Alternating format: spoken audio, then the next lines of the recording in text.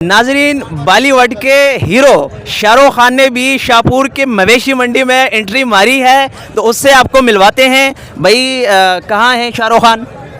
यहाँ है।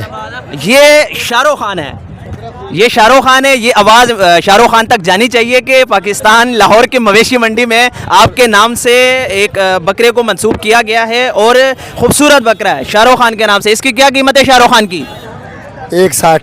160 शाहरुख खान की कीमत है। ये कितने तक देंगे? बहुत ज़्यादा महंगा नहीं है? देंगे 120 तक। आप बकरे का रेट लगाएंगे शाहरुख खान का नहीं? बकरे का हाँ, बकरे का रेट बताइए। 120 में। 120 का। अच्छा, ये नाम आपने कहाँ से सोचा शाहरुख खान? ये इसका मैंने शुरू से नाम ये रखा था बचपन से। बचपन से तो कोई दूसरा नहीं था जिसका नाम सलमान खान रख लेते आप? नहीं, ये शाहरुख खान रखते थे। शाहरुख खान। हाँ जी। इसकी वजह क्या है? शाहरुख खान पसंद है आपको या अच्छा जानवर नाम शाहरुख खान क्यों रखा है आपको? अच्छा बंदा है।